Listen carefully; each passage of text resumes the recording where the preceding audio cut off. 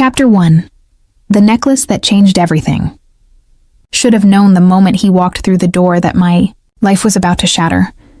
The bistro was nearly empty that Tuesday. Evening, just the usual stragglers nursing. Cold coffee and the ghosts of conversations that never quite landed. I'd been working double shifts for 3 weeks straight, my feet screaming in protest against the tile floor, my mind numb from the repetition of orders and fake smiles. The necklace bounced lightly against my collarbone as I moved between tables, a comforting weight I'd grown so accustomed to that I barely remembered it was there. It had been my mother's, or so I'd been told. The truth was, I didn't remember her face. Didn't remember her voice. I'd been 3 when she disappeared, leaving behind only questions. A shoebox of photographs with faces I didn't recognize.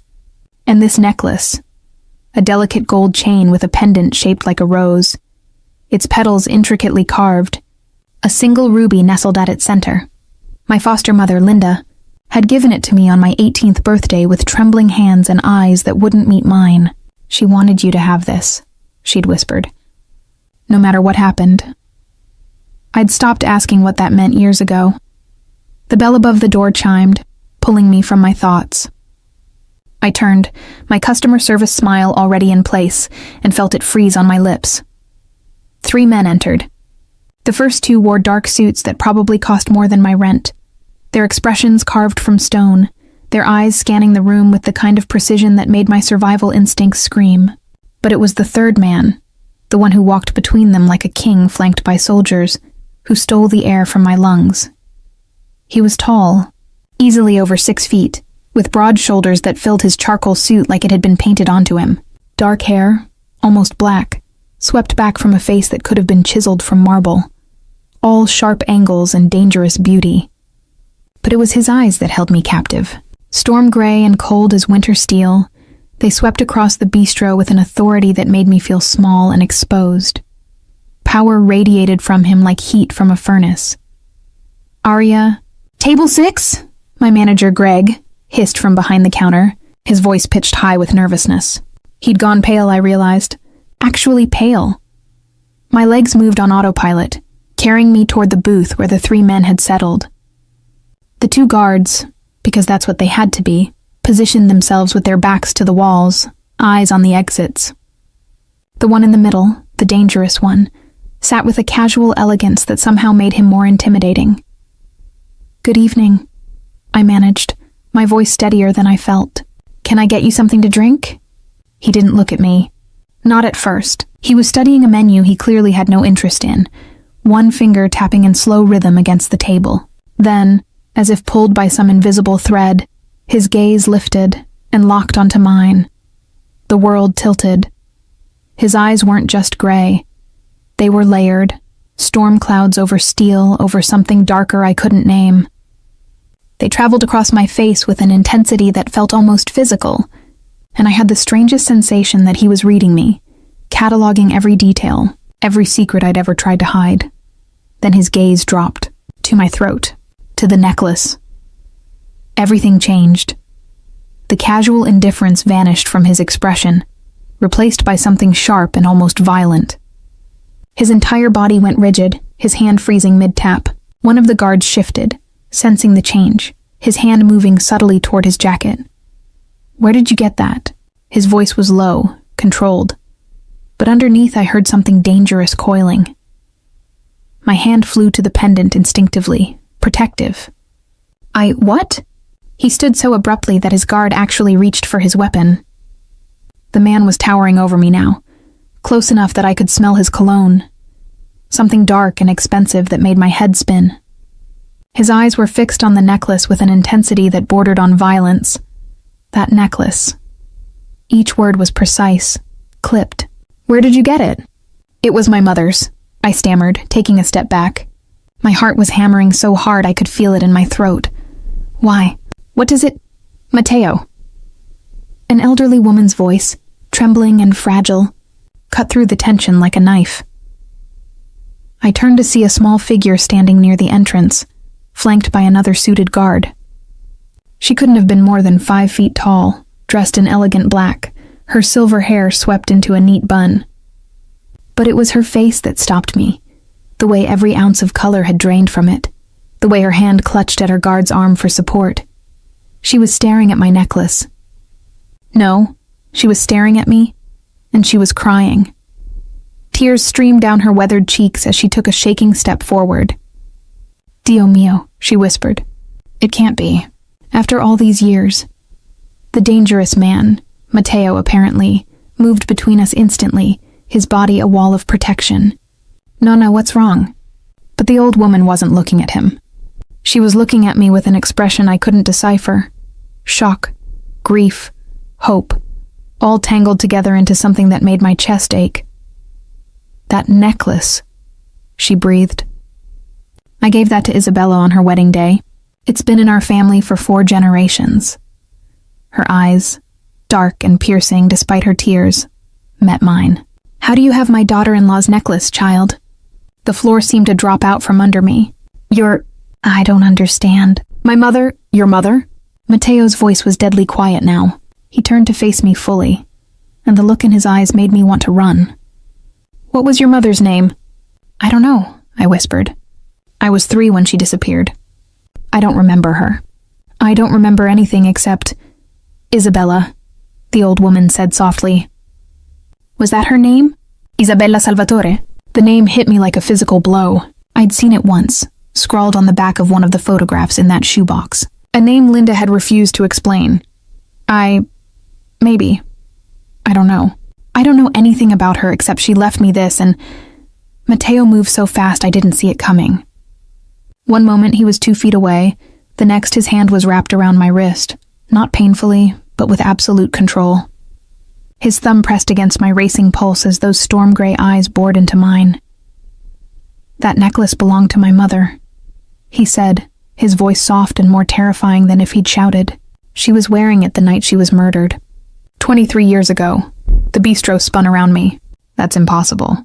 I've had this since I was 3 years old?" His jaw clenched. "The same age my infant sister was when she disappeared the night my mother died. No, this couldn't be happening. This couldn't be real." But the old woman was moving closer now, her wrinkled hands reaching for my face with a tenderness that made my chest crack open. "Look at her eyes, Matteo," she whispered. "Look at her face. She has Isabella's eyes. She has your father's chin. Oh my God," her voice broke. "Oh my God, it's her. It's Lucia." Matteo's grip on my wrist tightened just slightly, and when I looked up at him, I saw something I hadn't expected in those cold, dangerous eyes. Recognition. And beneath it, a rage so deep and devastating it made the air between us electric. "Who are you?" he demanded, his voice barely above a whisper.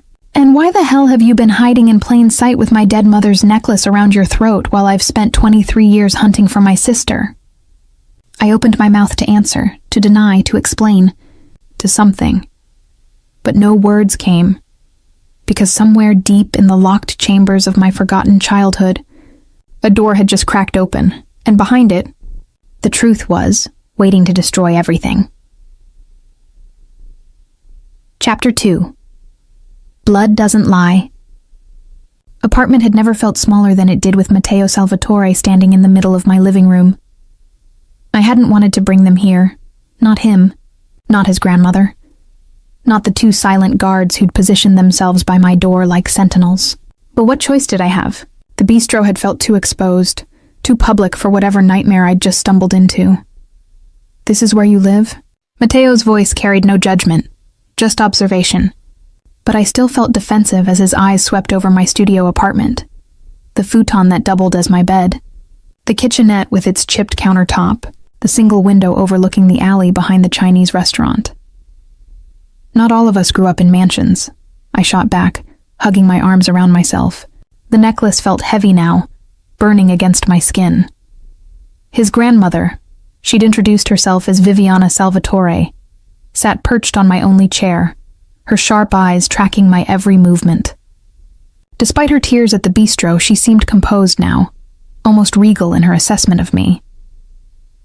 "Sit down, child," she said gently. "Please, this must be overwhelming. The understatement of the century." I remained standing, my back against the wall, kneading the solid surface behind me. "You need to tell me what's going on." Right now, because I don't know anything about a sister or a murder or...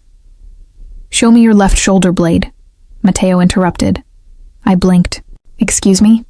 My sister had a birthmark. Right here. He touched his own back, indicating the spot. Shaped like a crescent moon. If you're really Lucia Salvatore, you'll have it. Fear and defiance warred in my chest. I'm not taking off my shirt for you. Then lift your sleeve, or I can have one of my men call in a doctor to examine you. His voice was flat, emotionless. Your choice. The casual threat in his words made my skin prickle. This man, this beautiful, terrifying man, wasn't making requests. He was telling me how this would go. Matteo, Viviana chided softly. Gentlezza, gentleness. But there was nothing gentle about the way he looked at me. His eyes held the weight of 23 years of searching, of grief, of rage that had nowhere to go. And now, apparently, it had found a target. My hands trembled as I reached for the collar of my shirt. I turned, giving them my back, and pulled the fabric down just enough to expose my left shoulder blade. The silence that followed was deafening. Cristo, Matteo breathed. I'd always hated that birthmark. A crescent-shaped mark, darker than the rest of my skin, sitting just above my shoulder blade where I could never quite see it, but everyone else could. Kids in foster care had called it my moon kiss. Linda had called it distinctive. I called it a reminder that I'd never belonged anywhere. I yanked my shirt back into place and spun around to find Matteo standing closer than he'd been before, his face a mask of barely controlled emotion. His hands were clenched into fists at his sides. Say something, I demanded, my voice breaking. Instead, he turned to one of his guards. Call Lorenzo. Tell him to bring everything. Blood work equipment, DNA testing, all of it. I want answers tonight. Wait, what? DNA testing? Panic flared hot in my chest. You can't just... Yes, I can. He turned those storm gray eyes back on me. And you're going to cooperate. Because if you really are my sister, then you've been missing for 23 years. And if you're not... His voice dropped to something deadly soft. Then you're part of the con that destroyed my family. And trust me, little girl, you don't want to know what I do to people who try to play me. I'm not playing anyone. The words burst out of me. I don't know who you are. I don't know anything about your family or your sister or any of this. I'm just me, Arya Mitchell. Foster kid. Waitress. Nobody. Arya isn't your real name, Viviana said quietly. I turned to her, feeling like the world was dissolving beneath my feet. Yes, it is. It's the only name I've ever had. No, child. She stood, moving toward me with slow, careful steps. Your name is Lucia Elena Salvatore. You were born on March 19th, 23 years ago in our family home in Tuscany. You had your father's eyes and your mother's smile. Her voice cracked. And on the night of your first birthday, someone took you from your crib while your mother bled out on the floor trying to protect you. The room spun. I reached for something to steady myself and found the wall. This is crazy. This is your foster mother, Matteo interrupted. Linda Mitchell. Where is she? Dead. The word came out hollow. Cancer. 2 years ago. Something flickered in his expression. Frustration, maybe, or calculation. Convenient. Anger cut through my fear. Watching someone die of cancer is convenient? For whoever placed you with her, yes. He began to pace, his movements predatory. Because dead women don't answer questions. Placed me? She adopted me from the state. I saw the papers. Papers can be forged. He stopped pacing, pinning me with his gaze. Identities can be manufactured. A 3-year-old child doesn't remember enough to contradict the story she's told. But why? I asked desperately. Why would anyone do that? Because you're worth $50 million, Lucia. The words hit me like a punch to the gut. What? Viviana's face softened with sadness. Your father, our Alessandro, left a trust for both his children. When he died 5 years ago, he left everything to his heirs. Matteo received his inheritance. But yours, she gestured helplessly. Yours has been sitting in trust, waiting. $50 million, earning interest for 23 years. It belongs to Lucia Salvatore. To you, I couldn't breathe. Couldn't think. I don't want $50 million. I don't want any of this.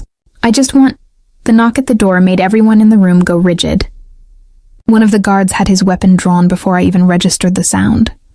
Expecting someone? Mateo's voice was cold. No, Another knock. Harder. More insistent. Aria Mitchell? A male voice called through the door. This is Detective Marcus Chen. We need to talk about Linda Mitchell's death. We have some questions about inconsistencies in your adoption records. My blood turned to ice. Mateo moved like a viper, crossing the room in 3 strides and gripping my arm. How long have the police been asking questions? They haven't. This is the first time. I swear. His eyes searched mine, looking for the lie. Whatever he saw there made his jaw clench. Either someone's been watching you, waiting for us to make contact, or this is the world's worst coincidence. He turned to his guards. Antonio, front door. Carlo, check the fire escape. Ms. Mitchell? The detective knocked again. I know you're home. Your neighbor saw you come in 20 minutes ago. Mateo's hand moved to the gun I suddenly realized was holstered under his jacket. Did Linda ever tell you anything about your past? Anything at all? Just that my mother loved me. That she wanted me to have the necklace. That's all. She was lying.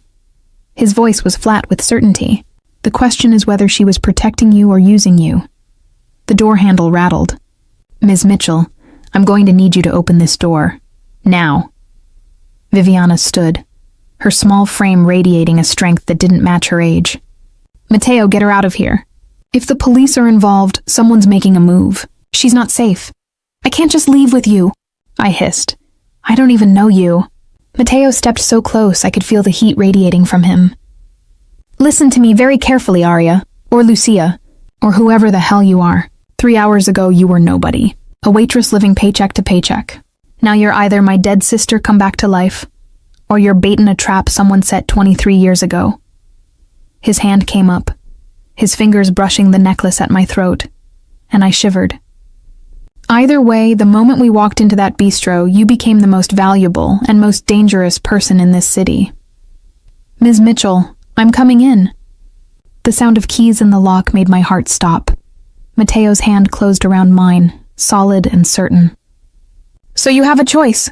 You can stay here and answer their questions with no idea what game you're playing, or you can come with me and find out why someone wanted my mother dead and her daughter erased. His storm gray eyes held mine, and I saw it again, that rage, that grief, that desperate need for answers that I'd carried my whole life too. What's it going to be? The door opened, and I made the choice that would either save my life or destroy it. I ran. Chapter 3. Into his world. The black Mercedes tore through the city streets like a bullet, and I was trapped inside it with a man who might be my brother or my captor. I still wasn't sure which. The detective's shouts had faded. Behind us, as Mateo's guards hustled me down the fire, escape with professional efficiency. Now I sat pressed against the leather seat, my heart hammering, watching the familiar landscape of my life blur past the tinted windows. Where are we going? My voice sounded small even to my own ears. Somewhere safe. Mateo sat beside me, his phone pressed to his ear, speaking rapid Italian I couldn't follow. The language sounded both foreign and somehow achingly familiar, like a song I'd forgotten I knew. Viviana was in a separate car behind us. I'd seen her being ushered into another black Mercedes before we'd sped away. The whole operation had been military precise, like they'd done this 1,000 times before. Maybe they had. You can't just kidnap me, I said, trying to sound braver than I felt. Mateo ended his call and turned those steel-gray eyes on me. Kidnap? You came willingly. I asked, you chose. Remember? I chose because a detective was breaking down my door. A detective who showed up at your apartment exactly 43 minutes after we did. Quite a coincidence. He leaned back, his expensive suit barely wrinkled despite our dramatic exit. Tell me, Aria, in your entire life, have the police ever come asking about your adoption records? No, and Linda never mentioned anything unusual? No strangers watching the house? No mysterious payments or threats? No. I gripped the necklace, needing its familiar weight. She was just normal. A retired teacher who took in foster kids. She wasn't part of some conspiracy. Then explain the necklace. His voice was quiet, but sharp as a blade. Explain how you ended up with the one piece of jewelry my mother was wearing the night she died. The one thing that disappeared from the crime scene. I had no answer for that. The silence stretched between us, heavy with implications I didn't want to consider. The car turned off the main roads, gliding through a neighborhood I'd never been to. All high gates and manicured hedges, houses that looked more like estates. We pulled up to iron gates that opened automatically, revealing a driveway lined with sculpted trees. The mansion at the end of that driveway stole my breath. It was modern and classical at once. All white stone and tall windows that glowed with warm light. It looked like something from a magazine, the kind of place where people like me only existed to clean or serve. "This is where you live," I whispered. "This is where we live," he corrected. "If the DNA test confirms what I already know." The car stopped under a portico. Mateo's door opened before I could respond, one of his guards waiting with practiced patience. I climbed out on shaking legs, my waitress uniform feeling suddenly shabby against the opulence surrounding me. Viviana's car pulled up behind ours. She emerged looking small but indomitable, immediately moving to my side. "Come, child. Let's get you settled." "I'm not settling anywhere until someone explains what the hell is happening." "Language," Viviana chided gently, but there was approval in her eyes. "You have fire. Good. You'll need it in this family."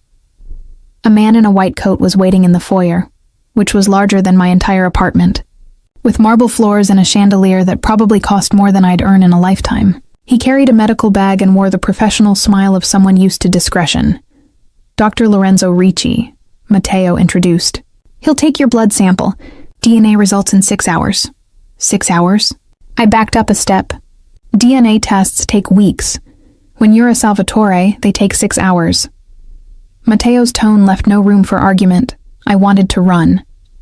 Wanted to demand they take me back to my apartment, my life, my reality. But that detective was probably still there, asking questions I couldn't answer. And beneath the fear, beneath the panic, was something else. Curiosity. What if they were telling the truth? What if I really was Lucia Salvatore? I held out my arm to Dr. Ricci. "Fine. But after this, you give me answers. Real ones." Mateo watched as the doctor swabbed my arm with alcohol, his expression unreadable. "You'll get your answers. I promise." The needle pinch was quick. Dr. Ricci filled several vials with my blood, labeled them with practiced efficiency, and disappeared as smoothly as he'd arrived. "Mateo, the poor girl needs food and rest," Viviana declared. "Not an interrogation. She needs to understand what she's walked into. She needs to not collapse from shock." Viviana's voice carried the authority of a grandmother who'd won every argument that mattered. "Tomorrow, after the results. Tonight we let her breathe," I expected him to argue. Instead, something softened in his expression, just for a moment, when he looked at his grandmother. "All right, tomorrow." Then his eyes found mine. "But you don't leave this house. Not until we know who sent that detective and why. So I'm a prisoner. You're protected." He stepped closer, and I hated the way my pulse jumped. "There's a difference. Someone killed my mother and took you. They kept you hidden for 23 years. Now we found you, and within an hour, the police show up at your door?" He shook his head. "That's not coincidence. That's someone panicking, and when powerful people panic, they make dangerous decisions." "You're scaring me." "Good. You should be scared." His voice dropped low. "Because whoever took you once won't hesitate to take you again. Or worse." A woman appeared from a side hallway, mid-40s, professionally dressed, with kind eyes and an air of capability. "Mr. Salvatore, the guest room is ready." "Thank you, Maria." Mateo gestured toward the stairs. "She'll show you to your room. Everything you need is there. If you want anything else, ask."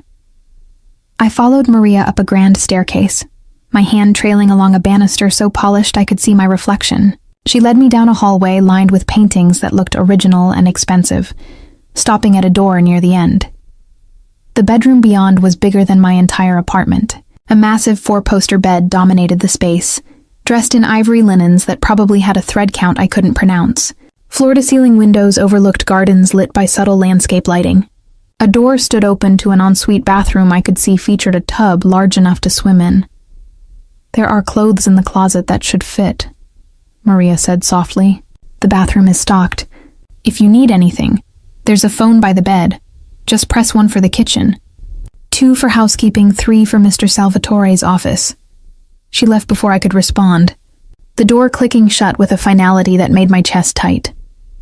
I stood in the center of that beautiful room, still wearing my stained uniform, still smelling like the bistro's kitchen, and felt the full weight of the last 3 hours crash over me. This morning, I'd been nobody. Aria Mitchell, waitress. Orphan. Now I might be Lucia Salvatore, heiress, the lost sister of a mafia boss. I touched the necklace again, and this time, instead of comfort, I felt the weight of its secrets. My phone buzzed in my pocket. I pulled it out with shaking hands. Unknown number. The text message was simple, chilling. "He's lying to you. Your mother didn't die protecting you. She died because of you. Get out while you still can. A friend." I stared at the words until they blurred. Someone was watching me. Someone knew I was here, and they wanted me to know that everything Matteo had told me was a lie. Chapter 4. Cracks in the armor. I didn't sleep. How could I, with that text message burning in my mind like a brand? I'd sat on the edge of that enormous bed for hours, staring at my phone, waiting for another message that never came. "Your mother didn't die protecting you. She died because of you."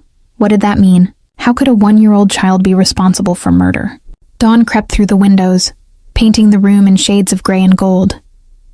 I'd eventually showered and changed into the clothes Maria mentioned. Expensive jeans that fit perfectly, and a soft cashmere sweater that probably cost more than my monthly rent. Someone had known my size. The thought unsettled me almost as much as the text. A soft knock interrupted my spiraling thoughts. "Come in," I called, expecting Maria. Instead, Matteo entered carrying a tray. He'd changed from his suit into dark jeans and a black Henley that showed off the breadth of his shoulders.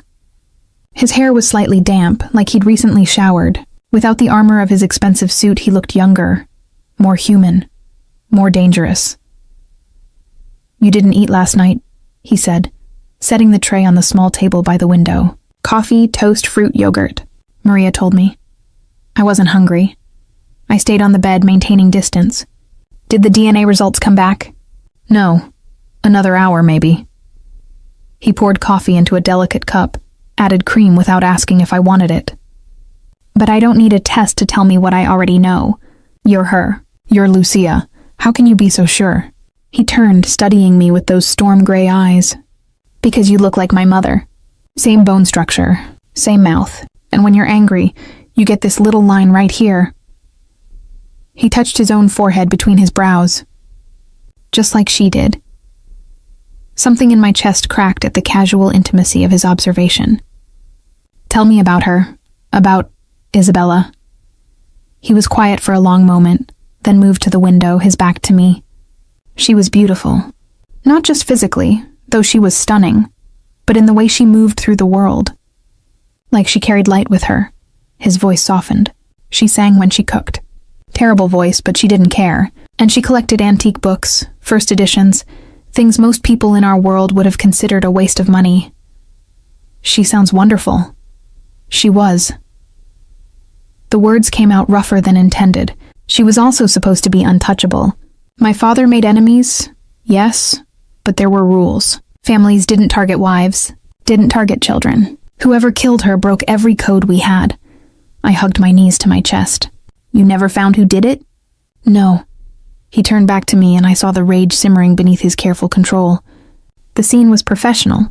No witnesses, no evidence, just my mother's body and you missing from your crib. My father spent 5 years and millions of dollars searching. It destroyed him. The not knowing, he paused. He died believing you were dead too. Guilt. Irrational but powerful. Twisted in my gut. "I'm sorry." "Don't be sorry for surviving." His jaw clenched. "Be angry. Be furious. Someone stole your life, Lucia. They took your family, your name, Your birthright. They made you live as someone else while we mourned you? Stop calling me that. I stood, needing movement. I'm not her. I don't remember being her. Memory isn't identity. He stepped closer, and I forced myself not to back away. You can't remember being Lucia, but Aria Mitchell is just a story someone else wrote. A fiction. It's the only truth I have. Then let me give you a new truth. His hand moved, and I thought he might touch me, but he stopped short. Stay. Take the DNA test results. Learn about your real family, and if you still want to walk away after that, I won't stop you. I wanted to believe him, but the text message weighed heavy in my pocket. And what if the DNA test proves I'm not your sister? What then? Something dark flickered in his expression. Then we'll need to have a very different conversation about why you're wearing a dead woman's necklace. A threat. Barely veiled but unmistakable. Before I could respond, the door opened. Viviana entered, moving with more energy than someone her age should possess. The results are here. She held up a manila envelope. Lorenzo just dropped them off. The air in the room shifted, becoming charged with possibility and fear. Matteo took the envelope, but didn't open it immediately. Instead, he looked at me. Last chance to run. I don't run. The lie tasted bitter, but I met his gaze steadily. Open it. He broke the seal, pulled out several pages of medical documentation filled with numbers and terminology I didn't understand. His eyes scanned the text, his expression giving nothing away. The silence stretched. Well, Viviana demanded. Matteo, say something. He lowered the papers slowly, and when he looked at me, I saw something I hadn't seen before in those steel gray eyes. Wonder, 99.9% match. His voice was hoarse. You're my sister, Lucia Elena Salvatore. He turned to Viviana, and I watched his careful control crack. Nonna, she's alive. Lucia's alive. Viviana pressed both hands to her mouth, tears streaming down her weathered cheeks. Grazie a Dio, thank God. I stood frozen, the words echoing in my head. 99.9%. Scientific proof that I wasn't who I thought I was. That Aria Mitchell was indeed just a story, a fiction, a carefully constructed lie. I couldn't finish the sentence. Didn't know what I was trying to say. Matteo crossed the distance between us in 2 strides. And then, before I could process what was happening, he pulled me into his arms. The hug was fierce, almost desperate. I felt him shaking, this powerful, controlled man actually trembling as he held me. I thought you were dead, he whispered against my hair. For 23 years, I thought I'd failed to protect you. I thought you were gone. Something inside me broke. All the walls I'd built, all the careful distance I'd maintained. It shattered. I wrapped my arms around him and held on, crying for reasons I didn't fully understand. For the mother I couldn't remember. For the brother I'd never known I had. For the life that had been stolen from both of us. When we finally pulled apart, Viviana was there, drawing me into her own embrace. She was smaller than me, fragile in my arms, but her grip was iron strong. Welcome home, Lucia, she murmured. Welcome home. Home. A concept I'd never truly understood. My phone buzzed in my pocket. Once, twice, 3 times. I pulled away gently, retrieved it with shaking hands. 3 new messages. All from the same unknown number. DNA tests can be faked. Your brother has killed 17 men. Ask him about Marco De Luca. You have 48 hours to leave the Salvatore house, or you'll learn why your mother really died. This is your only warning. I looked up at Matteo, at his storm gray eyes still wet with tears, at the joy transforming his usually hard features, and I realized I had no idea if I was looking at my savior or my killer. Chapter 5. Dangerous Truths. The name Marco De Luca sat on my tongue like poison, but I couldn't bring myself to say it. Not yet. Not while Matteo looked at me with such raw relief, like I was the answer to 23 years of prayers. You should rest, he said softly, mistaking my silence for exhaustion. This is a lot to process. I need air. The words came out sharper than intended. A walk, something. The gardens are secure. Viviana touched my arm gently. I'll show you. I followed her downstairs and through glass doors that opened onto grounds that looked professionally landscaped. Dawn had fully broken now, painting everything in soft gold light. A stone path wound between rose bushes and sculpted hedges, leading to a fountain where water danced in the morning breeze. You're frightened, Viviana observed. Not a question, wouldn't you be? Oh, child, I've been frightened every day for 23 years. She settled onto a marble bench near the fountain, patting the space beside her. Sit, let an old woman share some truth. I sat, keeping my phone clutched in my hand like a lifeline. Mateo was 13 when you disappeared, Viviana began. Old enough to remember everything, young enough to blame himself. He became obsessed with finding you, spent his teenage years learning to fight, to investigate, to hunt. His father tried to stop him, tried to make him accept you were gone, but Mateo... She shook her head fondly. He has Isabella's stubbornness. The text messages say he's a killer. If my bluntness surprised her, she didn't show it. Yes, he is. The confirmation should have terrified me. Instead, I felt oddly numb. 17 men, at least. Viviana's voice remained steady, though I suspect the number is higher. Our family, we are not innocent people, Lucia. Your father built an empire that required violence to protect. Mateo inherited that empire and all its darkness. And you're okay with that? I'm realistic about it. She turned those sharp, dark eyes on me. The world you were born into isn't the world of normal people. We have different rules, different necessities. Mateo has killed, yes, but he's also protected hundreds of lives, kept our family businesses legitimate, prevented wars between families that would have left bodies in the streets. I thought of the text messages. Your mother died because of you. What about my mother? How did she really die? Viviana's expression tightened with pain. Isabella was shot 3 times in your nursery. The coroner said death was instant. She didn't suffer. She was found lying across your empty crib, as if she'd been trying to protect it. But I wasn't there. No. You were already gone.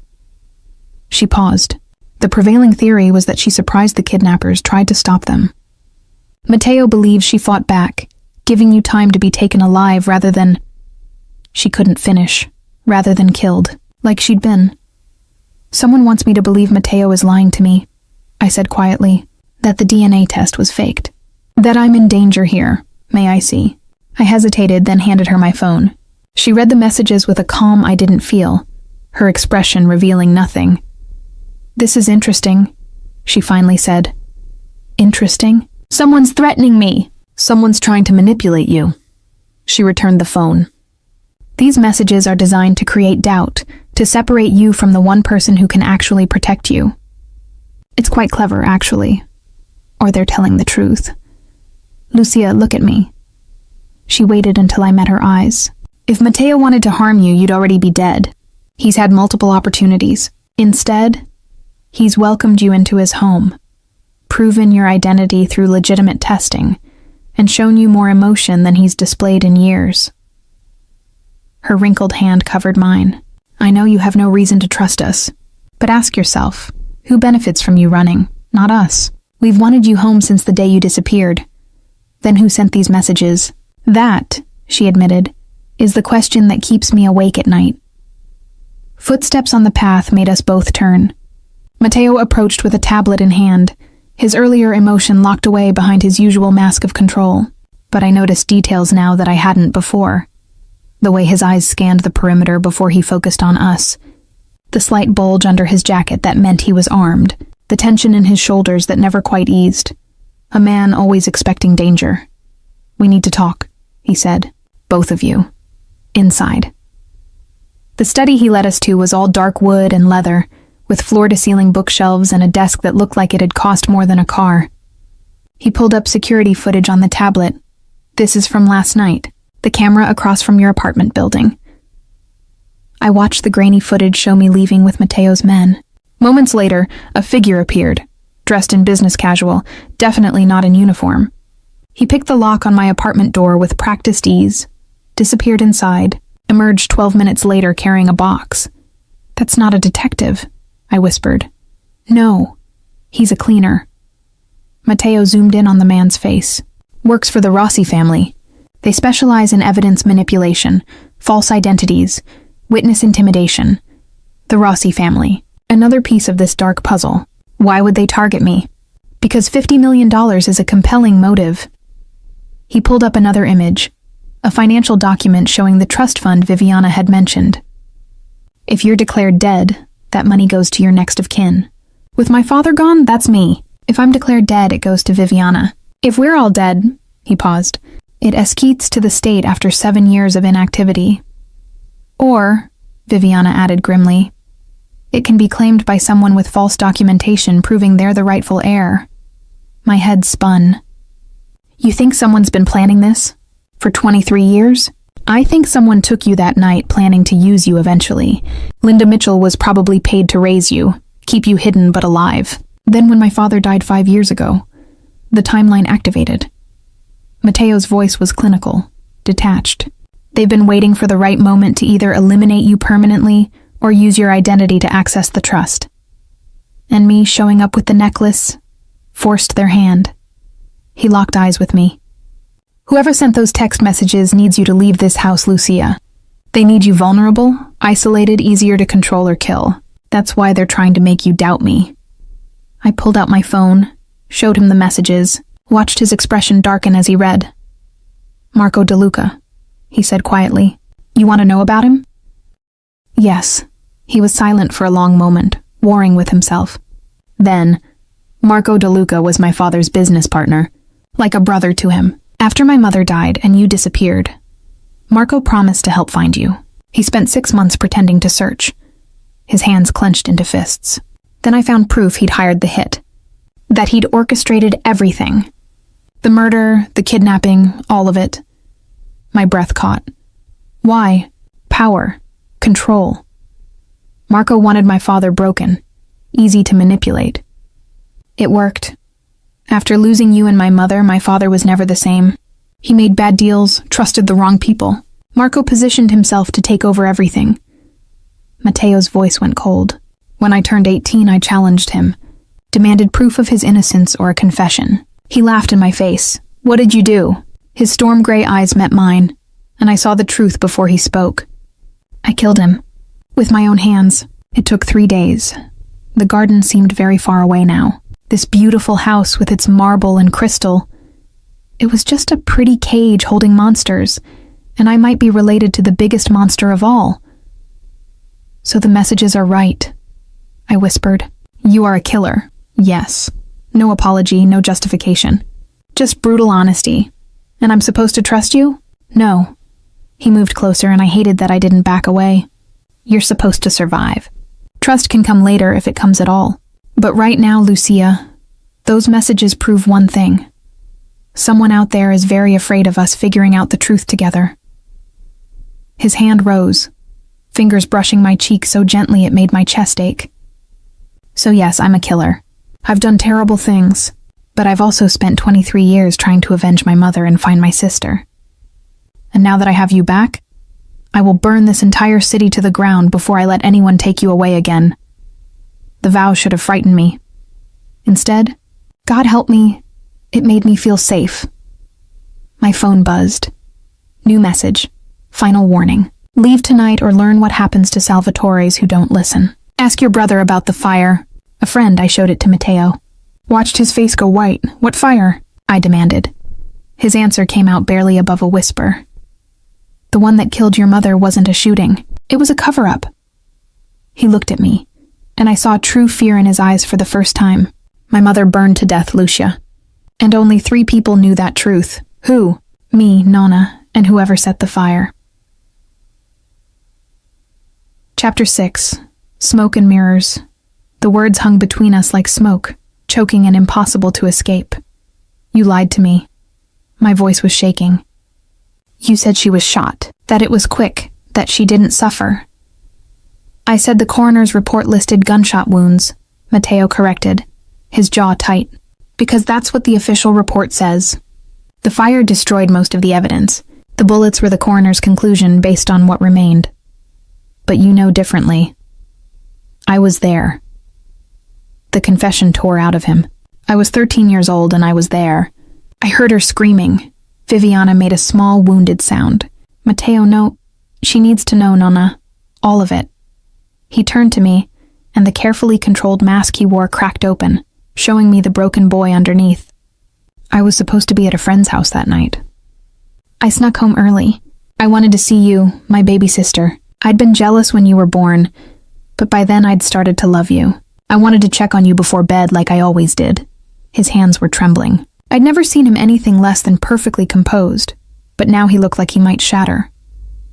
I came in through the side entrance. That's the only reason I survived.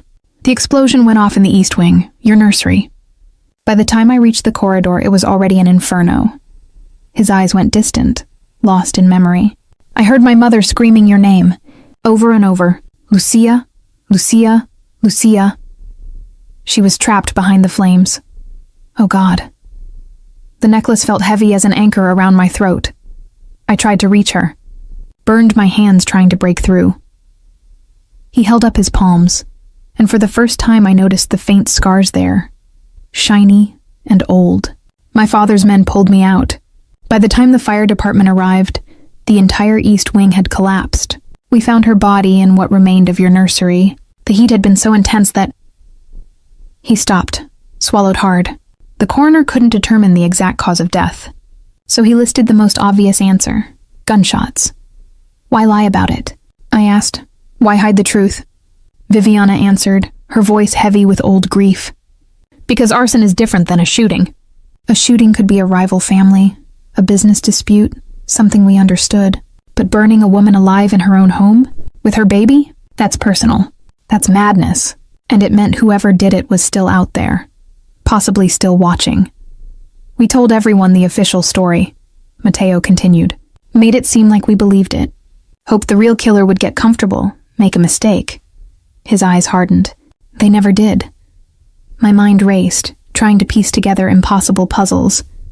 But Marco DeLuca, you said he confessed. He confessed to hiring someone to grab you and make it look like a kidnapping gone wrong. He claimed the shooter got overzealous, that killing my mother wasn't part of the plan. Mateo's voice went flat. He never mentioned a fire, and when I questioned him, he died still swearing he had nothing to do with it. So there are two crimes, I said slowly. The kidnapping Marco arranged, and the fire that someone else set. That's been our theory for years. Viviana looked older suddenly, worn down by decades of carrying this secret. Two separate attacks, same night. Possibly coordinated, possibly just terrible timing. Or possibly Marco lied about not setting the fire. I was thinking out loud now. Maybe that's why he died before confessing, because he knew what would happen if you discovered he'd burned your mother alive. Mateo's expression shifted, becoming thoughtful. I never considered that. I was so focused on his admission about the kidnapping that I believed him about the fire. My phone buzzed again. We all froze, smart girl. Keep asking questions, but the answers are worse than you imagine. Check the property records for 47 Oleander Avenue, dated 3 months after the fire. A friend, how are they doing this? I demanded. How do they know what we're talking about? Mateo moved fast, grabbing my phone and removing the battery in seconds. Then he started searching the room with military efficiency, checking lamps, picture frames, every possible hiding spot for surveillance equipment. They either bugged this room, or they have someone inside the house, he said grimly. Carlo, sweep every room. Antonio, get me complete background checks on every staff member hired in the last 6 months. The guards I'd barely noticed standing by the door sprang into action. Oleander Avenue, Viviana murmured. Why do I know that address? I was already moving to Mateo's computer, pulling up property records on the city's website. My hands shook as I typed. The page loaded slowly, each second stretching like hours. Then I saw it. Oh my God. The property record showed a small house purchased 3 months after the fire. Buyer: Mitchell Holdings, LLC. Owner of record: Linda Mitchell, my foster mother. She bought a house 3 months after I was kidnapped, I whispered. With what money? She was a retired teacher. She lived on Social Security and whatever the state gave her for foster care. Mateo was reading over my shoulder now, his body tense against mine. "Click on the LLC, see who owns it." I did. The corporate filings loaded, showing a labyrinth of shell companies and holding corporations, each one leading to another. But at the end of the trail, buried under layers of legal obfuscation, was a name: Marco DeLuca. "He paid her," I said, my voice hollow. "Marco paid Linda to take me. She wasn't some random foster mother. She was part of it." The betrayal cut deeper than any knife could. Linda, who'd brushed my hair and made me breakfast, who'd helped me with homework and cheered at my high school graduation, who'd held my hand while cancer ate her alive and whispered that my mother had loved me. All of it had been a lie, a performance, a job. "I'm sorry," Mateo said quietly. His hand rested on my shoulder, warm and solid. "I know what it's like to discover someone you loved was playing a role. Did she ever care about me at all? Or was I just a paycheck? I don't know." His honesty hurt worse than a comforting lie would have. "But we need to find out who's sending these messages. Because they're right. The answers are getting worse." A phone rang. Not mine, but one of the secure lines on Mateo's desk. He answered, listened, his expression growing darker with each second. "When?" A pause. "How many?" Another pause. "Lock down the house. Nobody in or out." He hung up. And when he looked at me, I saw something I'd never seen before in those storm-gray eyes. Fear. "What happened?" Viviana demanded. "Someone just tried to access Lucia's trust fund, submitted papers claiming to be her legal guardian, with documentation proving she's mentally incompetent and has been in their care for the past 23 years.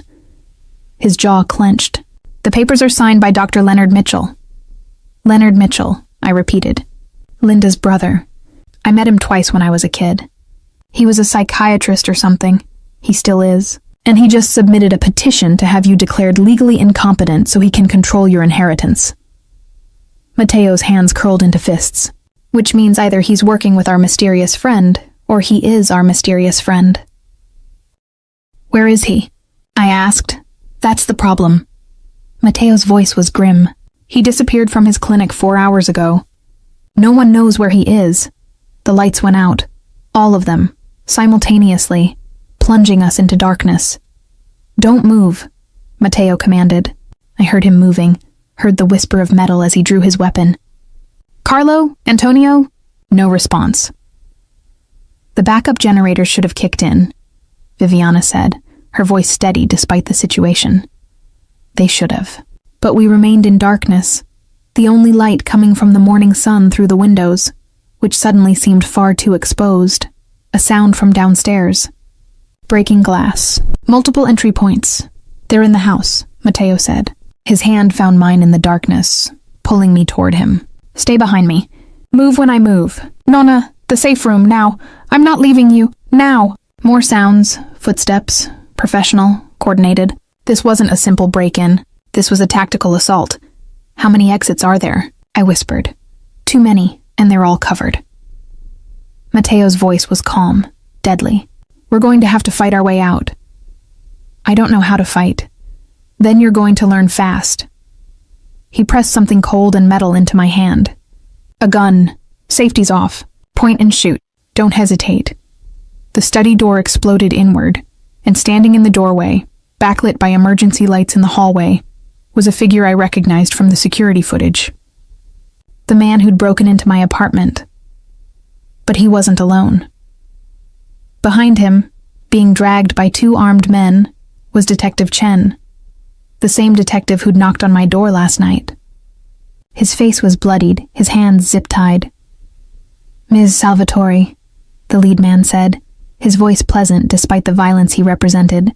"Or is it Ms. Mitchell? I can never remember. Dr. Mitchell sends his regards. He'd like you to come with us. He has some questions about your mother's necklace." Mateo raised his gun. "Over my dead body," the man smiled. "If you insist." And then the world exploded into violence. Chapter 7. Blood in the water. The first gunshot shattered the morning air. An instinct, some buried survival mechanism I didn't know I possessed, threw me to the floor. Mateo moved like liquid death. 1 shot and the lead man dropped. 2 more, and the guards holding Detective Chen fell. But more were pouring in from the hallway, professionals who knew their business. "Go," Mateo roared at me. "Viviana, take her to the safe room." But Viviana had already moved, grabbing my arm with surprising strength and pulling me toward what looked like a solid bookshelf. Her fingers found a hidden switch, and the entire section swung inward, revealing a steel door beyond. Gunfire erupted behind us, sharp cracks that made my ears ring. I caught a glimpse of Mateo taking cover behind his desk, returning fire with cold precision. Carlo had appeared from somewhere, flanking the attackers. Bodies were falling, so much blood. "Lucia, come." Viviana's command cut through my shock. I stumbled after her into darkness, and the bookshelf swung shut behind us with a hydraulic hiss. The steel door ahead required a code and retinal scan. Viviana completed both with shaking hands, and then we were through, into a room that looked like something from a spy thriller. Monitors lined one wall, showing security feeds from every angle of the house. I watched the firefight continuing in the study, Mateo and Carlo moving like they'd done this 1,000 times before, professional and brutal. But more attackers were coming. Too many. "He's going to die," I whispered. "He's going to win." Viviana's voice held absolute certainty. "This is not the first time someone has attacked a Salvatore house. It won't be the last. Mateo has trained for this his entire life. Against 20 armed men? Against worse." She was pulling weapons from a cabinet, more guns, ammunition, something that looked like it might be a grenade. "Now watch the screens. Learn the layout, because if they get past Mateo and Carlo, we'll need to know where they're coming from."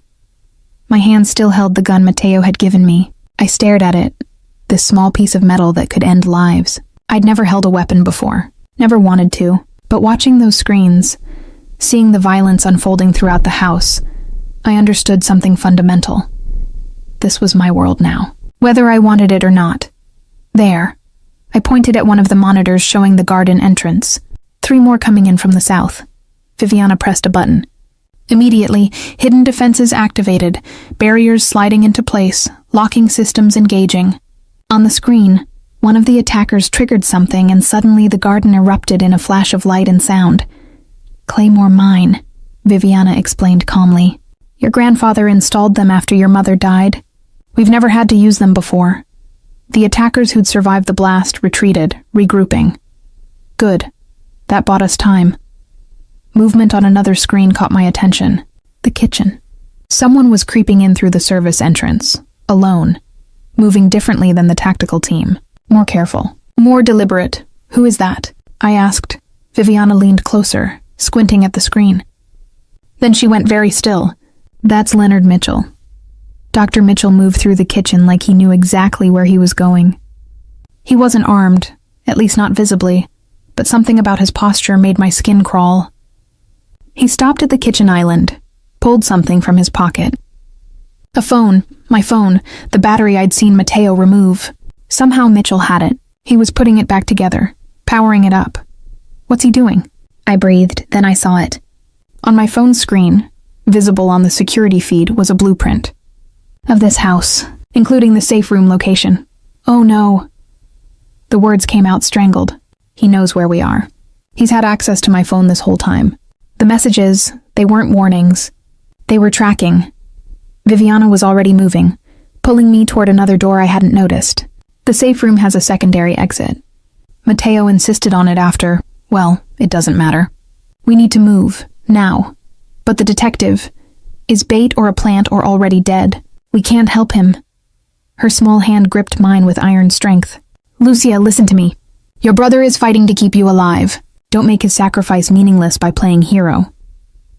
The word sacrifice hit me like a fist. On the main screen, I could see Mateo taking fire from 3 directions now. He was bleeding from a shoulder wound, his movements just slightly slower than before.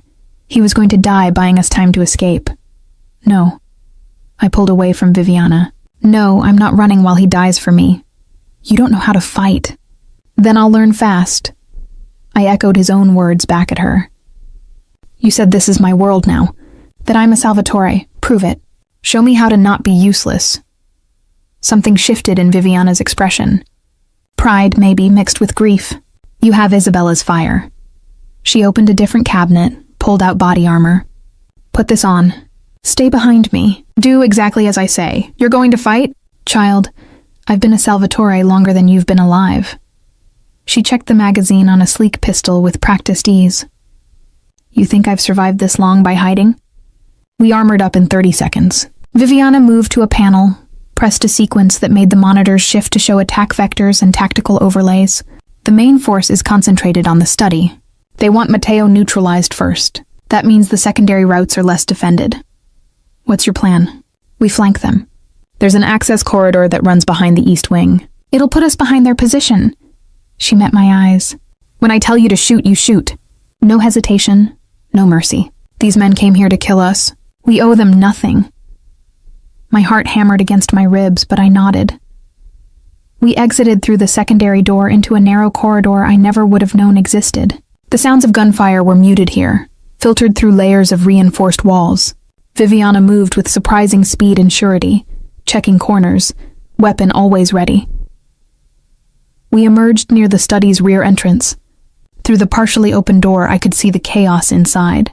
Matteo was pinned down, taking fire from attackers using the doorway as cover. His shoulder was bleeding badly now. Carlo was on the ground. Not dead, I realized, but injured, trying to crawl to better cover. On 3, Viviana whispered. We shoot the ones at the door. Give Matteo the opening he needs. I raised my gun. My hands were shaking so badly I wasn't sure I could hit anything, but I planted my feet like Viviana was doing, tried to steady my breathing. 1. The attackers were focused on Matteo, confident in their superior numbers. 2. I centered the gun sight on the closest man's back, told myself he would kill me if I didn't kill him first. 3. I pulled the trigger. The recoil shocked me, the sound impossibly loud even through the body armor's ear protection. But my shot hit. Not a clean kill, but enough to make the attacker stagger, turning toward us in surprise. Viviana's shots were surgical. 2 men down before they could react. Matteo used the distraction perfectly. He was up and moving, weapon blazing, dropping attackers with terrifying efficiency. Within seconds, the study was secured. Nonna, what the hell are you doing? Matteo's voice was furious even as he quickly checked our armor, our weapons. Saving your life, apparently. Viviana was already reloading. The doctor is in the kitchen. He has Lucia's phone. He knows about the safe room. Matteo's expression went absolutely lethal. Carlo, can you move? Give me a weapon. Carlo's voice was pained but determined. East Wing is still compromised, Viviana reported, monitoring her phone. Apparently, she had access to the security system remotely. But they're retreating. Your little display convinced them this wasn't going to be easy.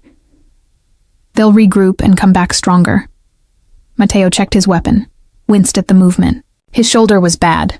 We need to end this now. Where's Mitchell? I checked the phone Viviana handed me, pulling up the kitchen feed. Still there. He's talking to someone. We watched as Mitchell's lips moved. Then another figure entered the frame. Detective Chen. Not a hostage, not bait, a collaborator.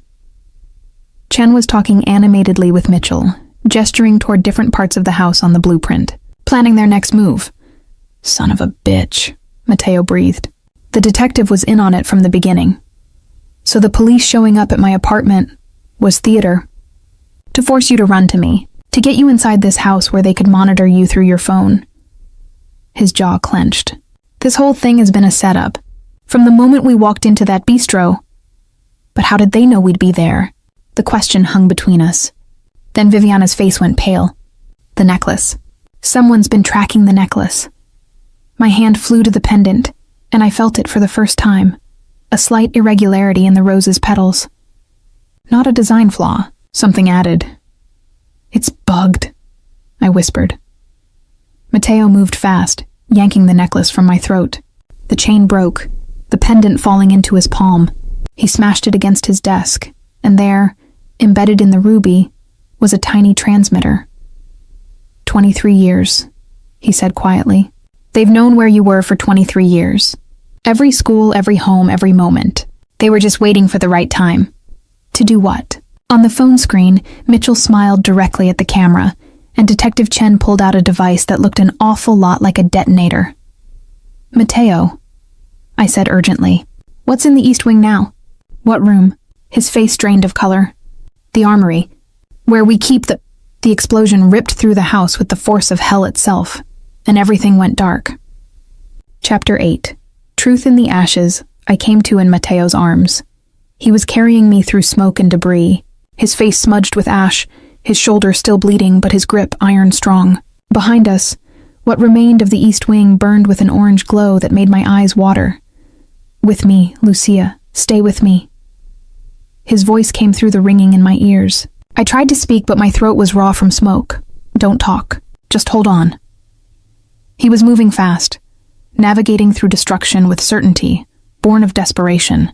I caught glimpses of the house, shattered windows, collapsed walls, bodies of the attackers who'd been caught in the blast, and standing in the garden, silhouetted against the flames, were Dr. Leonard Mitchell and Detective Chen. Mateo set me down behind the fountain, positioning himself between us and them.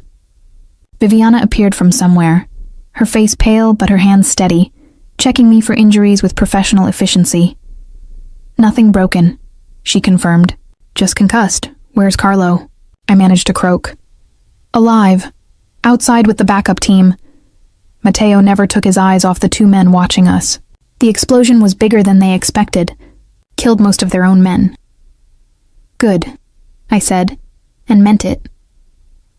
Mitchell started walking toward us, Detective Chen following a step behind. Neither seemed concerned about Mateo's gun pointed at them.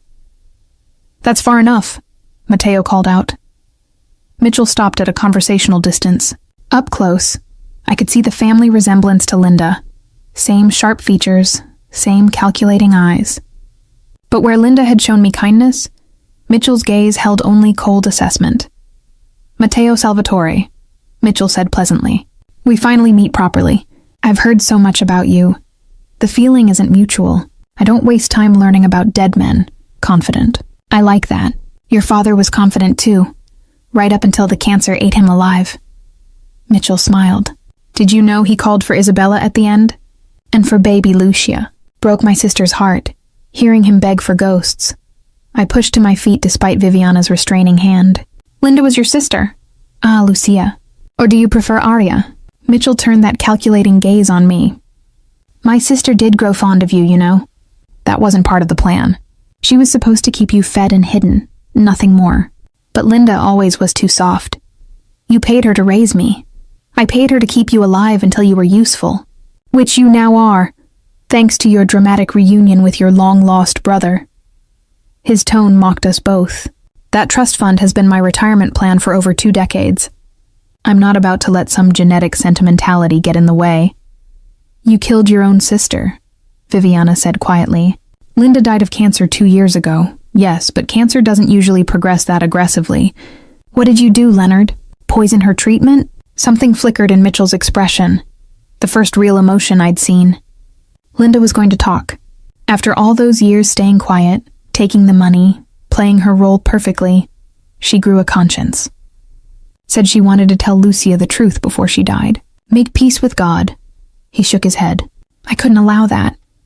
The words hit me like a physical blow. You killed her because she wanted to tell me who I was? I accelerated her inevitable demise. There's a difference. I wanted to scream. Wanted to hurt him the way he'd hurt me. But Mateo's hand found mine, his grip steadying me, reminding me to think. You set the fire, Mateo said. Not a question. 23 years ago, yes. Though Marco De Luca's kidnapping plot did provide excellent cover. Mitchell seemed pleased with himself. Isabella was never supposed to be there. She was meant to be at the hospital with your father that night. He'd had another threatening letter. We'd planned for her to have security. But she came back early because Lucia had a fever. Wrong place, wrong time. You burned my mother alive. Mateo's voice was deadly soft. I needed everyone to think Lucia died in the fire. A shooting could have left questions, evidence, problems. But a fire hot enough to destroy a body? Mitchell shrugged. Your mother was collateral damage, though I will admit, her screaming was unfortunate. Mateo moved so fast I almost missed it. One moment he was beside me, the next he had Mitchell by the throat, slamming him against the fountain with brutal force. Mateo, no. Detective Chen shouted, reaching for his weapon. Go ahead, Viviana said calmly. She had her own gun trained on Chen. Draw it. Give me an excuse. Chen froze. Mateo's hands tightened around Mitchell's throat. You made me listen to my mother burn. I was 13 years old, and I heard her screaming for my sister while you turned her into ashes. And now you'll kill me and prove you're exactly the monster everyone says you are. Mitchell gasped out. Perfect. Everything according to plan. That made Mateo hesitate. What? Why do you think I came here personally? Why detonate the bomb when I could have done it remotely? Mitchell's smile was strained but triumphant. Because I needed witnesses. Chen here is wearing a camera. Everything you've done today, killing my men, threatening me, it's all been recorded. Evidence that Mateo Salvatore is a violent criminal who can't be trusted with a $50 million trust fund. Chen pulled back his jacket, showing the small camera pinned there. You're done, Salvatore. I've got enough to put you away for life, and with you in prison, control of Lucia's trust falls to her next legal guardian. He smiled. That would be Dr. Mitchell, her court-appointed psychiatrist. You think you're clever, Mateo said quietly. He released Mitchell, stepped back. You orchestrated this entire confrontation, expecting me to lose control and give you the ammunition you needed. Did it work? Mitchell straightened his collar. You did just assault me on camera. In defense of my family, on my property, against an intruder who murdered my mother and confessed to it on that same camera. Mateo's smile was cold. But thank you for the confession. It was very thorough. Mitchell's expression shifted. What? Did you really think we weren't recording too? Viviana gestured to the garden's ornate light posts. Everyone contains a camera and microphone. Has since Lucia disappeared. We've recorded every word you've said. Chen reached for his weapon now, but Viviana's shot took him in the leg. He went down screaming. The detective will live, she said calmly. Unfortunately for him, Mitchell tried to run. Mateo caught him in 3 steps, taking him down with professional efficiency. Within seconds, Mitchell was on the ground, Mateo's knee in his back, hands zip-tied. You're going to tell me everything, Mateo said quietly. Everyone involved. Every account you set up, every lie you told. And then you're going to spend whatever life you have left in a cell, knowing my mother's screams are waiting for you in hell. You can't prove any of this, Mitchell spat. The recordings won't hold up in court. I'll claim coercion, duress. I'm not taking you to court. Mateo's voice was soft, almost gentle. I'm taking you to my warehouse, and by the time I'm done with you, you'll beg me to turn you over to the police. Sirens wailed in the distance. Real ones this time. Backup's here, Viviana confirmed.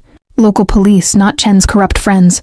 I called them 20 minutes ago with an anonymous tip about an attempted home invasion. Mateo stood, hauling Mitchell up with him. Get him in the car. Make sure Chen doesn't bleed out. We need him talking too. As his men moved in to handle the prisoners, Mateo turned to me. His face was a mess of ash and blood. His shoulder clearly needed medical attention, but his eyes held mine with an intensity that made my chest tight. I almost lost you again, he said quietly. 23 years I searched, and 10 minutes after finding you, someone tries to blow you up. You saved me. The words felt inadequate. You've been saving me since the moment you walked into that bistro. His hand came up, cupping my face with a gentleness that contrasted sharply with the violence I'd just witnessed. You're my sister, Lucia. Saving you isn't heroic. It's just what family does. Family, I tested the word. It felt foreign and right all at once. I've never had that before. Not really. You have it now. His thumb brushed away ash on my cheek. Whether you want it or not, whether you trust it or not. You're a Salvatore. That means something in this world. It means people will always be trying to kill me. Probably. But it also means you'll never face them alone. The sirens were getting closer. Reality was about to intrude on this moment. Mateo, I said urgently. The necklace. My mother's necklace. It's destroyed. His expression softened. The pendant is gone. But the chain? He reached into his pocket, pulled out the broken gold chain. This can be repaired, and I'll find you a new pendant. Something that actually belonged to her, not something with a tracking device. I took the chain, the gold still warm from his body heat. It felt like an anchor, like a promise. "Thank you," I whispered. "For everything. Thank me when this is over." He turned toward his approaching men. "We still have a lot of questions to answer. About Marco De Luca's involvement. About who else knew the truth. About how deep this conspiracy goes. But we'll answer them together?" He looked back at me, and for the first time since I'd met him, Matteo Salvatore smiled. "Really smiled. Together," he confirmed. "That's what family means." And as the police cars pulled up, as paramedics rushed to tend our wounds, as the house smoldered behind us, I realized something fundamental had shifted. I'd come to this city as Aria Mitchell, nobody, orphan, invisible. I was leaving this day as Lucia Salvatore, and that changed everything. Chapter 9. Burn Marks and Beginnings. 3 weeks later, I stood in the rebuilt East Wing, watching sunlight stream through new windows onto fresh paint and restored woodwork.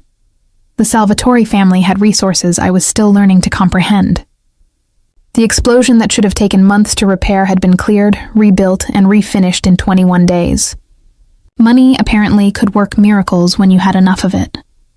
"You're up early," Matteo's voice came from the doorway. I turned to find him leaning against the frame, dressed casually in dark jeans and a fitted t-shirt. His shoulder was still bandaged beneath the fabric, but he moved without the stiffness that had marked the first week after our battle. "Couldn't sleep," I admitted. "The nightmares are getting better, but they don't disappear." He moved into the room, coming to stand beside me at the window. "I still dream about the fire, about hearing my mother scream and not being able to reach her." We stood in comfortable silence. Over the past 3 weeks, we'd developed a rhythm. Part siblings recovering lost time, part allies learning to trust. The DNA test had been undeniable, but DNA didn't create the bond we were building. That came from late-night conversations, shared meals, and the simple act of choosing each other every day. "Mitchell's talking," Matteo said eventually. "The prosecutor says we have enough to put him away for life. Multiple counts of murder, conspiracy, attempted murder, fraud. And Detective Chen? Singing like a canary. Turns out he wasn't a real detective at all. Mitchell faked his credentials, placed him in the department 2 years ago as insurance." Matteo's jaw clenched. "They were planning this move for a while. Once Linda got sick, Mitchell accelerated the timeline. I touched the spot where the necklace used to rest. Matteo had replaced it as promised. A new pendant with a photo of Isabella holding infant me, encased in protective crystal. No tracking devices this time, just a mother's love frozen in silver and glass. "What happens now?" I asked. "With the trust fund, with everything?" "That's actually why I was looking for you." He pulled an envelope from his pocket. "Your trust fund is now fully under your control. $53 million after interest. The lawyers need your signature on about 1,000 documents, but it's yours." The number still didn't feel real. 3 weeks ago, I'd been living paycheck to paycheck. Now I was wealthier than I could comprehend. "I don't know what to do with that kind of money," I admitted. "You'll learn. Viviana's already planning to teach you about investments and charitable foundations." His smile was slight, but genuine. "She's enjoying having someone to mentor again." Viviana had become my anchor in this strange new world. She taught me about the family history, the legitimate businesses that made up the Salvatore empire, and the darker truths about the world we inhabited. Never sugar-coating, never infantilizing, just honest education about what it meant to be a Salvatore. "There's something else," Matteo continued. His tone shifted, becoming more serious. "The district attorney wants to meet with you. About testifying. Against Mitchell and others. The investigation has uncovered a network of corruption. Judges, police officers, city officials, all connected to various family operations. Not just ours. Turns out Mitchell wasn't working alone. He had backing from the Rossi family." The name made me tense. The same family who'd sent the cleaners, the fake detective, the men who'd attacked us. "They wanted access to the trust fund?" I asked. "They wanted leverage over me. With control of your money, Mitchell could have blackmailed our entire family, forced us into disadvantageous positions." Matteo's hand clenched into a fist. "The Rossis have been trying to muscle into our territory for years. Using you was just their latest strategy. Is it over? Are they still a threat?" The men who attacked us are dead or arrested. The Rossi leadership claims they knew nothing about Mitchell's plan, that he acted independently. His tone made it clear what he thought of that claim. But without proof of their involvement, my hands are tied. So we're just supposed to accept that they tried to kill us and move on? Welcome to our world. His smile was grim. This is how it works. They test boundaries, we push back, everyone pretends to follow rules that barely exist. It's exhausting and endless and exactly what I grew up with. I studied his profile, the sharp line of his jaw, the permanent tension in his shoulders, the weariness in his eyes that made him look older than his 36 years. Do you ever wish you could leave? Just walk away from all of it? Every day. The admission surprised me, but it's not that simple. I have responsibilities, people who depend on me, businesses that employ thousands. Walking away would create a power vacuum that would get people killed. That's not a life. That's a prison. Maybe. He turned to face me fully. But it's the prison I chose. And now that you're here, I can't regret it. Finding you was worth every sacrifice. Emotion clogged my throat. I'm glad I found you too. Even with the murders and explosions and death threats. He laughed. Actual laughter that transformed his face. When you put it that way, I'm amazed you stayed. Where else would I go? Back to my studio apartment and waitressing? I shook my head. This is my family now. For better or worse. Definitely worse by most standards. His expression sobered. Lucia, I need you to understand something. Being a Salvatore comes with privileges, yes. Money, power, protection. But it also comes with danger. There will always be someone plotting, testing, trying to find weaknesses. You'll need to learn to defend yourself, to see threats coming, to make hard decisions. Are you trying to scare me away? I'm trying to give you a choice. A real one, not the forced decision you made when fleeing from Chen. He took my hands, his grip warm and solid. You can take your trust fund and leave. Set up a new identity, live somewhere safe and normal. I'll make sure you're protected, that you have everything you need. Or you can stay, learn this world, become truly part of this family. But if you stay, Lucia, you need to understand there's no halfway. You'll be a Salvatore in every sense, the good and the terrible. I looked into those storm-gray eyes and saw the truth there. He was offering me freedom, the very thing he couldn't have for himself. But freedom without him, without Viviana, without this strange, violent, loving family I'd found, seemed like the loneliest thing in the world. I'm staying, I said firmly. Teach me, show me how to survive in your world. I'm done running from who I am. Something fierce and proud blazed in his expression. Then we start tomorrow. Self-defense training, business education, everything you need to know. Tomorrow? I raised an eyebrow. Not today? Today is Sunday. Family dinner. His smile returned. Viviana's making risotto, and she'll never forgive us if we're late. We walked through the restored house together, toward the dining room, where I could already hear Viviana directing the staff with military precision. As we walked, Matteo's hand found mine, and the simple contact felt like everything I'd been missing my entire life. I'd spent 23 years searching for belonging. For home. For someone who saw me, truly saw me, and chose me anyway. I'd found it in the most unlikely place, in a world of violence and power, with a brother who killed to protect, and a grandmother who taught me how to shoot while making me coffee. This wasn't the life I'd imagined. It was harder, more dangerous, more complicated, but it was mine.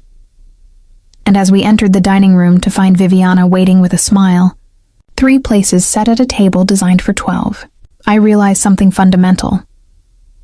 Family wasn't about blood or DNA or legally certified documents. It was about who stayed when the world burned down around you, who fought for you, who chose you, who made space at their table and called you home. I was Lucia Elena Salvatore, and I was finally home. Chapter 10. Ashes and Promises 6 months later. I stood in the private cemetery where my mother was buried. The headstone was simple despite the family's wealth. Isabella Salvatore, beloved wife and mother. The dates of her short life, nothing about how she'd died, or what she'd sacrificed, or the 23 years of grief her death had caused. I brought her roses, I said quietly, placing the bouquet at the base of the stone. Matteo said they were her favorite. Viviana stood beside me, her small hand resting on my arm. She would have loved you so much, child. You have her strength. I wish I remembered her. Memory isn't everything. You carry her in other ways. In your laugh, your stubbornness, the way you move through the world expecting it to be beautiful, despite all evidence to the contrary. Viviana squeezed my arm gently. Isabella was like that too, an optimist trapped in our dark world. Over the past 6 months I'd transformed.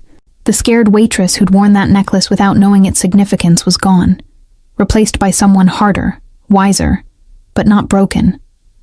I'd learned to shoot, to negotiate, to read people's intentions in their body language. I'd sat through countless business meetings, absorbing the legitimate empire my father had built alongside the darker elements that couldn't be separated from it. I'd become a Salvatore in every sense that mattered. "Are you ready?" Viviana asked softly. I nodded. Today was the day we'd been working toward. The official transfer of my trust fund into operational accounts, the legal recognition of my identity, the press conference where I'd be introduced to the world as the lost Salvatore heir. Matteo was waiting by the car, dressed in a perfect charcoal suit, looking every inch the powerful businessman the public knew. But I saw past that now. Saw the brother who still had nightmares, who checked my room every night to make sure I was safe, who'd taught me to defend myself with a patience that belied his usual intensity. "You look nervous," he observed as we drove toward the city. 50 reporters are about to ask me questions about the worst night of my life. Nervous doesn't cover it. You've handled worse. His confidence in me was absolute. Mitchell's trial testimony, the Rossi family attempting that hostile takeover last month, that dinner with the mayor where Senator Brooks tried to intimidate you. I smiled at the memory. I did handle that well, didn't I? You made him apologize for implying you were just a pretty face playing dress-up. Viviana was so proud she cried. The press conference was held at the Salvatore building, a gleaming tower of steel and glass in the heart of the financial district. Cameras lined the lobby. Reporters jostled for position. This was the story they'd been chasing for months. The miraculous return of Lucia Salvatore, the murder mystery solved, the family reunited. They didn't know the full truth, of course. Mitchell's trial had revealed some details, but we'd kept the worst of it private. The public knew Isabella had died protecting me, that I'd been kidnapped and raised under a false identity, that my return had uncovered corruption in the police department. They didn't know about the fire, the screaming, the 23 years of calculated manipulation. Some truths were too dark for public consumption. "Ready?" Matteo asked as we stood backstage. I adjusted the necklace, my mother's photo pendant catching the light. "As I'll ever be." He took my hand, squeezed once. "You're not alone up there. I'll be right beside you." The press conference went exactly as planned. Matteo spoke first, giving the official story with the kind of commanding presence that made reporters sit up straighter. Then he introduced me, and the cameras flashed like lightning as I stepped to the podium. "Thank you all for coming," I began, my voice steady despite my racing heart. 6 months ago, I was Aria Mitchell, working as a waitress and trying to pay rent. Today, I'm Lucia Salvatore, reunited with my family and learning to honor the legacy my parents left behind. The questions came rapid fire, about my memories, about Linda Mitchell, about how it felt to be rich, about my plans for the future. I answered them all with the poise Viviana had drilled into me, deflecting the invasive ones, giving sound bites for the respectful ones, always projecting the image we'd crafted, strong, grateful, ready to serve the family businesses and philanthropic efforts. An hour later, it was done. The reporters filed out, the cameras stopped rolling, and I could finally breathe. "You were perfect," Viviana declared, pulling me into a fierce hug. "She was better than perfect," Matteo corrected. "She was authentic. They'll love her." "I don't care if they love me," I said honestly. "I just want them to stop digging into our lives." "That will never happen." He loosened his tie, looking relieved to be done with the performance. "But at least now they have the story they wanted. It should buy us some peace." That evening we had dinner at the house, just the 3 of us, the way we did most nights now. The dining room that had seemed so enormous and intimidating 6 months ago now felt like home. After the meal, Matteo asked me to join him in the study. He closed the door, poured 2 glasses of wine, and handed me one. "I have something for you." He placed a leather folder on the desk between us. Inside were legal documents, business papers, things I'd learned to recognize over the past months. "What is this?" "Your shares in the family businesses. 25% of everything. The legitimate operations, the real estate holdings, the investments. You're now an equal partner with Viviana and me in the Salvatore empire." He met my eyes. "You've earned it, Lucia. Not because of blood or a trust fund, but because of who you've become, how you've fought to claim your place here." I stared at the documents, understanding the weight of what he was offering. This wasn't just money or power, it was trust.